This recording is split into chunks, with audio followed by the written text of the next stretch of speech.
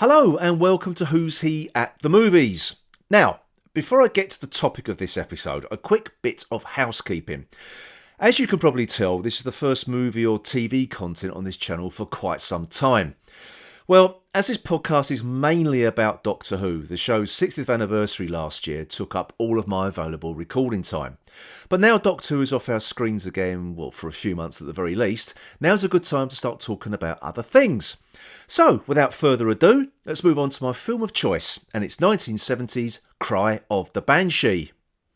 I'd never seen this film before, but I stumbled across it on a movie channel which was shown it in the wee early hours one morning back in December. Now, what drew me to this film was Vincent Price, a really over-the-top actor who piled on the ham like he was asking for extra fillings at Subway. I always enjoyed his performances though, particularly those in British horror movies of the late 60s and the early 1970s. So when I saw the plot for this movie, where Price plays local magistrate Lord Edward Whitman, hunting witches in Elizabethan England with his very dysfunctional offspring, I thought that's the very film for me.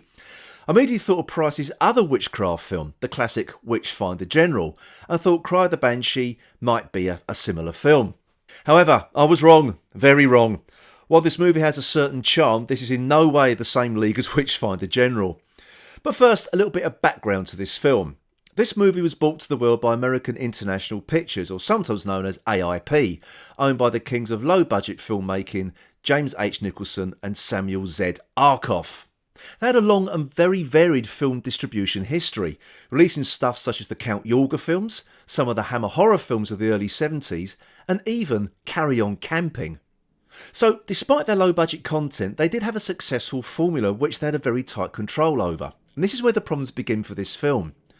The director, Gordon Hessler, wasn't a fan of the original script and wanted to improve the witch characters and make them a bit more sympathetic. But AIP didn't want that. They wanted evil witches, so that idea was scrapped. And this leads to the major problem with this film. The witches in this film are just that, they're real and do place curses on people, unlike the poor unfortunates who are only accused of being witches in Witchfinder General. So, with the witches actually being worshippers of Satan, these are not the guys to root for. So the audience should be rooting for Vincent Price and his band of witch hunters, yes? Well, unfortunately, no. Price's character of Whitman and his brood are despicable. Bullying, torturing and murdering just about everybody in the film. You want to see them die in, well, horrible, horrible ways.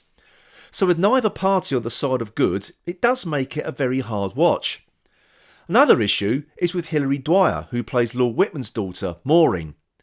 Now, I don't have an issue with Hilary Dwyer. In fact, I thought she was rather good. And of course, she also starred in Witchfinder General with Vincent Price. Now, it appears that the director Gordon Hessler actually had an issue with her, feeling that Dwyer was being forced upon him by AIP. And he remarked at one point, AIP must have thought she was star material. Not a particularly kind and very backhanded comment, if I'm perfectly honest. So with a script and leading actress he didn't want, Hessler tried to make a moody, atmospheric period horror movie.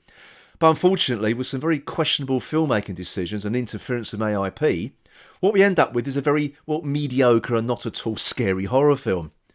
Now when I say questionable filmmaking decisions, apart from the appalling treatment of women in this film who are either busty serving wenches, victims of torture and rape, or portrayed as mad, Hessler also chose Terry Gilliam to animate the film's opening titles.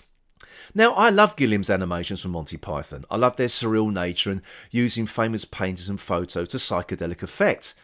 However, Gilliam would not be my first choice to design the opening titles to a horror film. And sure enough, what Gilliam put together was straight out of Monty Python. You can view these animated titles on YouTube, but AIP certainly did not like them one little bit. But rather than ditch them altogether, they use a montage of stills from Gilliam's footage, which still looks out of place for a horror film. But I suppose this just highlights AIP's cheap production values. So with all the shenanigans with the titles, it turns out there are actually two versions of this film out there.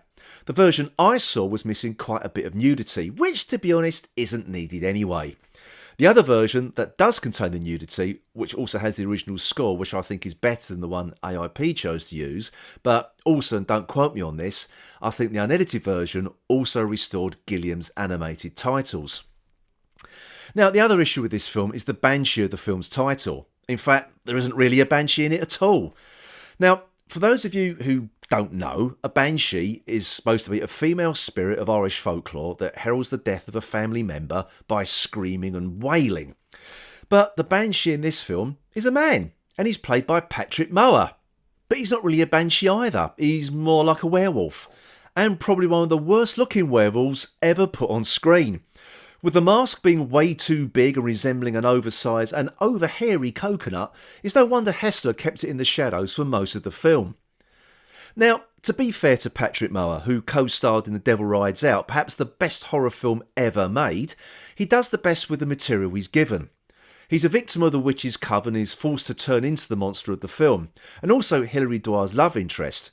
But Mower plays this completely straight, which in the circumstances is probably the best thing he could have done. There are also a couple of unintentionally hilarious scenes that made me, well, just laugh out loud. In the edited version I watched, there was a cold open featuring Price and his band of merry murderers interrupting a witch's coven, who appeared to be holding a very, very tame orgy. Because, you know, Satan means sex. In an attempt to make it a little bit more saucy, the female Satan worshippers are dressed in skimpy white chiffon robes, while the men are dressed in white chiffon underpants. It looks ridiculous, and they practically stand there waiting to be shot by Price's henchmen. It's so poorly put together, I burst out laughing at a load of skinny men in white pants waiting to have a net chucked over them. But the crowning glory is a fight scene that makes an old William Shatner fight scene from Star Trek look professional. There is nothing wrong with the actual fight choreography itself, it's the obvious stunt performers. There is little attempt to make either of the stuntmen look like the actors. The angles the scene is filmed at does nothing to mask the stuntmen's faces, so much so they might as well use a scene from another film. It's laughably bad, but to be honest, I kind of enjoy this sort of thing. However, it's not all bad. In addition to Patrick Mower, the performances are okay, and I certainly despise the Whitman family in this film, and the viewer is supposed to. They are the archetypal corrupt ruling family that always crops up in films of this genre, and the actors involved, well, they certainly give it their all. Vincent Price, however, plays this like he was filming Hamlet, as he always does. Playing to the gallery, every line he utters is overplayed, and I bloody love it. There will never be another actor like Price, and some might be glad of that. But it was a one-off, trying his best to bring some much-needed gravitas to cheesy horror flicks with his tongue firmly placed in cheek. But do I recommend you watch this movie? Well, yes, actually. It's not great, and if you're expecting plenty of Kensington gore and scares, you may well be disappointed. It's also very much a product of its time, but I think this is the reason to watch it. Horror films like this were 10 a penny in the early 70s, made on the cheap and usually trying to cash in on other film crazes at the time, such as Kung Fu or blaxploitation. But Cry of the Banshee is a different animal altogether. It harks back to the Roger Corman AIP films of the 1960s, so it must have felt old-fashioned even in 1970. But I enjoyed the Elizabethan period setting and spotting English character actors and trying to decide that if they ever appeared in Crown Court or not. That's always a fun game to play. So, if you have the chance, give Cry of the Banshee a watch.